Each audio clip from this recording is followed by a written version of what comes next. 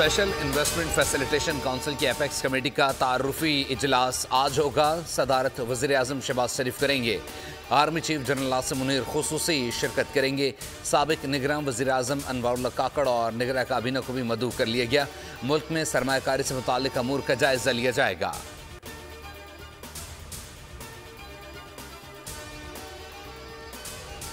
Cipher को अमरीकी साजिश कहने का बानी पीटीआई का बयान सरासर झूठ है। उन्हें हटाने में अमरीका का कोई किरदार नहीं था। पाकिस्तानी सफ़ीर असद मजीद भी साइफर इल्ज़ाम झूठ करार दे चुके।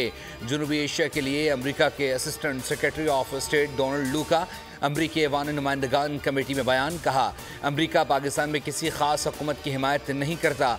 इंतखाबात में मुदाखलत की तहकीकात होनी चाहिए। हालिया इलेक्शन में सहाफ़ियों पर हमला हुआ। इंटरनेट की बंदिश पर भी इजहार तशवीश।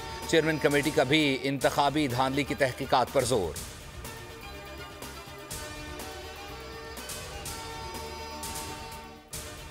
और गवादर पोर्ट अथॉरिटी पर दहशतगर्दों का हमला नाकाम। सिक्योरिटी फोर्सेस का फौरी एक्शन। तमाम 8 हमलावरों को जहन्नुम वासिल कर दिया गया। असलहा और गोला बारूद बरामद। बहादुरी से लड़ते हुए 2 एहलकार पाक सरजमीन पर कुर्बान। शौदा में डीजी खान के 35 साला सिपाही बहादुर खान और खैरपुर के 28 साला सिपाही इमरान अली शामिल। ISPR के मुताबिक बलूचिस्तान के अमन को सबूताज करने की कोशिश को नाकाम बनाने के लिए पुरज़्म है। सदर और वज़ीर आज़म का सिक्योरिटी फोर्सेस को खराज तहसीन। शौदा को खराज अक़ीदत पेश किया गया। सब्सक्राइब करें और बेल दबाएं ताकि कोई खबर रह न जाए।